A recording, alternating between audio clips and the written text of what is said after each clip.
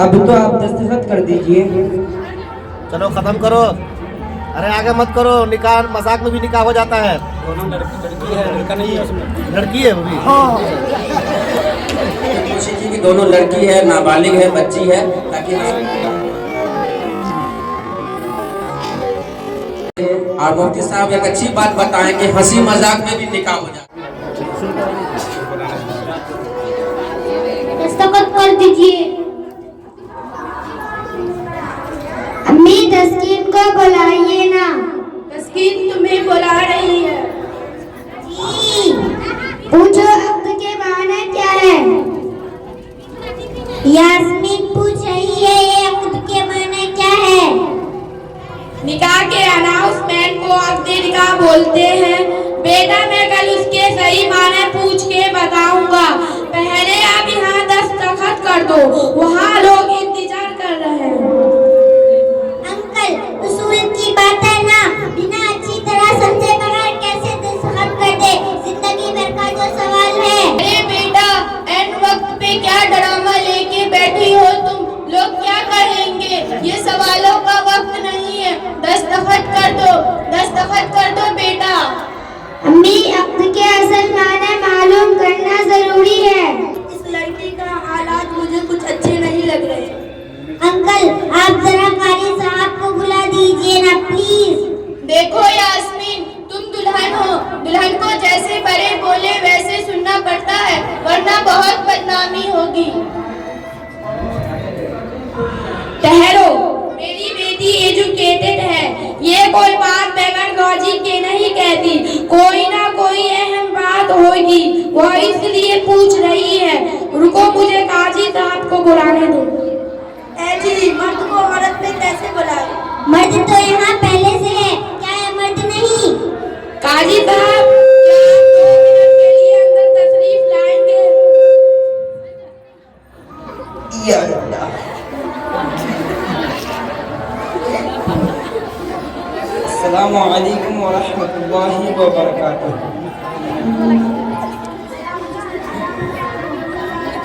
काजी साहब बच्चे दस्तखत करने से पहले कुछ पूछना चाहते हैं। हाँ क्यों नहीं, पूछो बेटा क्या बात है। कारी साहब अभी अंकल यहाँ पर आए और पढ़कर सुना गए। मोहर चांदी की अंगूठी और सोने का हार, पता नहीं क्या क्या बोलते हैं। क्या यही अपने निकाह है? हाँ बेटी, इसी को अब्द निकाह कहते हैं। एतराज ना हो तो एक सवाल पूछूं? हाँ बेटी जरूर पूछिए, जो भी है साफ साफ बताना चाहिए। अगर आपको इस अब्द निकाह में कोई एतराज है तो निकाह बातिल हो जाता है और हम सब गुनाहगार हो जाते हैं। नहीं नहीं ऐसी बात नहीं है।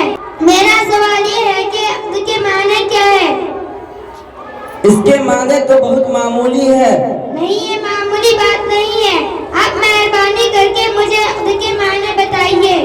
इसके माने तो बहुत सिंपल है, एग्रीमेंट एंड कॉन्ट्रैक्ट। ये मुआहिदा है, अंडरस्टूड मुआहिदा है। ये लफ्जी माना है।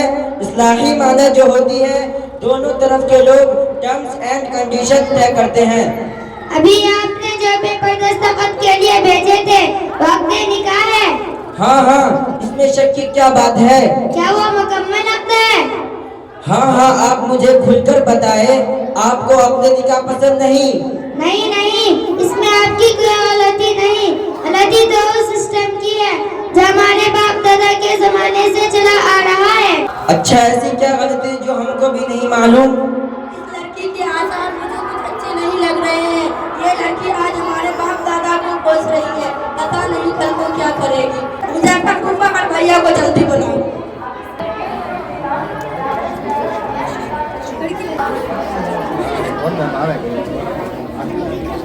प्रोग्राम आया था अभी लौटना था वो। देखो लड़की क्या बोल रही है।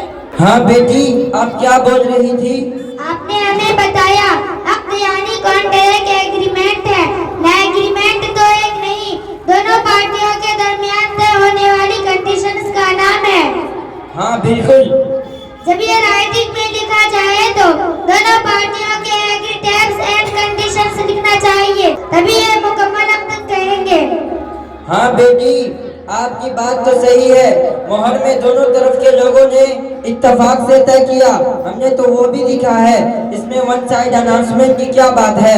वन साइडेड इसलिए क्योंकि एक पार्टी ने देने का जो इत्तेफाक किया, यानी मोहर उसको तो अब ऐलान कर दिया, लेकिन उन्होंने जो दूसरी पार्टी यानी मेरे वालिद से लेने के एग्रीमेंट किया जो रहा जायज, उसकी तो आप जिक्र ही नहीं कर रहे। ऐसा क्यों? बेटी, ये तरीका नहीं होता। आपके वालिदैन जो दे रहे हैं वो जहेज है, जो खुशी से दे रहे हैं। इसका अपने निकाह से कोई ताल्लुक नहीं होता। वो तो तोहफा है जो अरबाब अपनी बेटी को देता है। कारी साहब प्लीज, मैं जो कहना चाहती हूँ समझे। यह तोहफा है, यह तोहफे का धोखा है। और कीजिए ना तो यह तोहफा है ना, यह खुशी से ये एक सोशल प्रेशर है, एक इमोशनल ब्लैकमेल है। कौन कितना जहेज देगा और कौन कितना जहेज लेगा, उसकी एक इर्स है, एक कंपटीशन है। खुशी से तोहफा देने के लिए कोई लेने वाला से नेगोशिएशन नहीं करता। बीच में बातचीत के लिए चार मीटिंग नहीं होती, बीच में ब्रोकर्स और दलालों की जरूरत नहीं होती। खुशी से जो तोहफा दिया जाए वह इंसान अपनी असलियत से देता है। तोहफा देने वाले उस खौफ में नहीं जीतेंगे। अगर दामाद के घर वालों के मुताबिक ना हुआ तो उनकी बेटी की जिंदगी खराब हो सकती है। तोहफा जरूरत का सामान हो सकता है, जोड़े का रस्म, गाड़ी, इलेक्ट्रॉनिक और 500 मेहमानों का मयारी खाना तोहफा नहीं होता। यह चीजें चाहे मोहर हो या जहेज, जब ये चीजें दोनों पार्टियों के दरमियान हार्ड नेगोशिएशन तय होती है तो उसे एक्ट में लिखना चाहिए, तभी ये कॉन्ट्रैक्ट एक्ट कहलाने के मुस्तहिक है। वरना एक पार्टी जो दे रही है उसे बड़ी शान से सबके सामने ऐलान करना और दूसरी पार्टी जो इतनी मुश्किलों से दे रही है उसे नजरअंदाज कर देना, क्या ये आपके खिलाफ नहीं है? क्या ये नाइंसाफी नहीं है? बोलते आप सब जानते हैं, फिर आप अनजान बन रहे हैं। क्या ये नाटक नहीं? हाँ है, ये नाइंसाफी है। वाकई ये हमारे बाप दादा के जमाने से चली आ रही है, लेकिन हम क्या कर सकते हैं? कारी साहब, आप ये सबक में निकाह में लिखे क्यों नहीं देते? यही तो उसूल है। हम जो दे रहे हैं वो भी लिखना होगा, वह जो दे रहे हैं वो भी लिखना होगा। पागल हो गया है क्या? हथकड़ी लग जाएगी। मालूम है कि जहेज लेना गैर कानूनी है, कानून के खिलाफ है। अगर राइटिंग में दे देते तो हम हिंदुस्तान के कानून एंटिटी ऑडियंट के तहत अंदर हो जाएंगे। अब्दुल समद साहब, कानून की बात तो दूर की है, पहले तो जहेज और यहाँ का खाना दोनों कुरान और सुन्नत के खिलाफ वर्जी है। ये इसराफ है, ये रिश्वत है जो कि हराम है। इसके लेने वाले और देने वाले दोनों जहन्नमी हैं। दुल्हन वाले ऐसी चीज देते ही क्यों हैं जिसकी नसीब नहीं दे सकते? तो दूल्हे वाले ऐसी चीज लेते ही क्यों हैं जिसकी नसीब दे नहीं सकते? अगर ये ऐसी रिश्वत है जिसको अपने निकाह में लिख नहीं सकते, उसको छुपाना पड़ता है। मैं इन सब चीजों को गैर अखलाकी समझता हूँ। मैं ऐसे जहेज को हाथ भी नहीं लगाऊंगा, मुझे कुछ भी नहीं चाहिए। माशाअल्लाह माशाअल्लाह, अगर आप वाकई जहेज नहीं लेंगे तो आप बहुत बड़े गुनाह से बच जाएंगे। सिर्फ आप ही नहीं, आपके माँ बाप और हम सब तमाम गवाह बनने वाले एक बहुत बड़े गुनाह से बच जाएंगे। अरे बेटा, ये कैसे हो सकता है? मैं तो सब कुछ खरीद भी चुका हूँ और सब कुछ दे चुका हूँ। मेरी तो एक ही बेटी है, वो कहाँ जाएगी? मैं सब कुछ अपनी बेटी की खुशी के लिए कर रहा हूँ।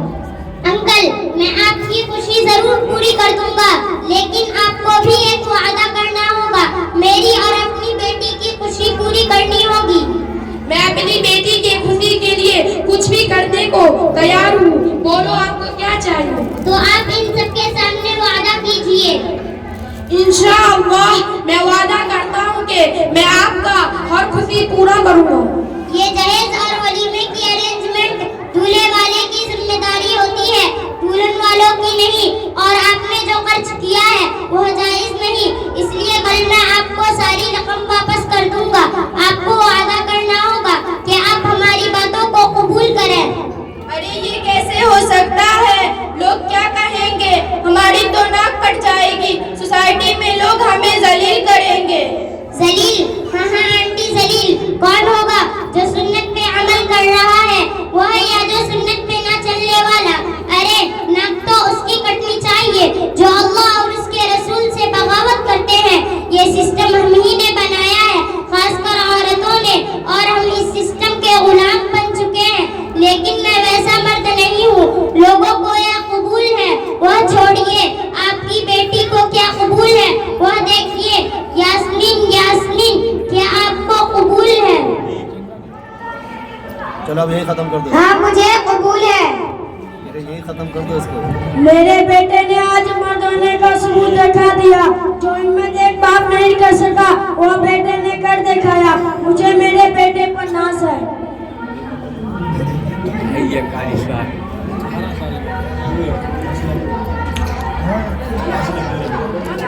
बेटी अब तो आप दस्तखत कर दीजिए।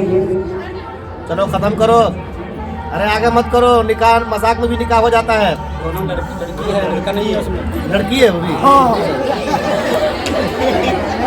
अल्हम्दुलिल्लाह, शादी मुबारक हो अब्दुल समद साहब।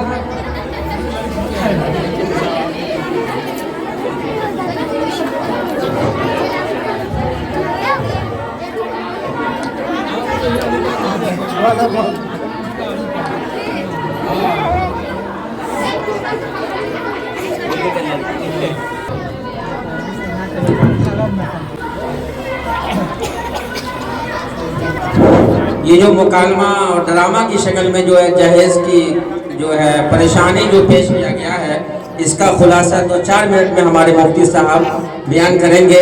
और मुफ्ती साहब एक अच्छी बात बताएं कि हंसी मजाक में भी निकाह हो जाता है, लेकिन हमने कोशिश की कि दोनों लड़की है, नाबालिग है, बच्ची है, ताकि हंसी मजाक में भी निकाह नहीं हो।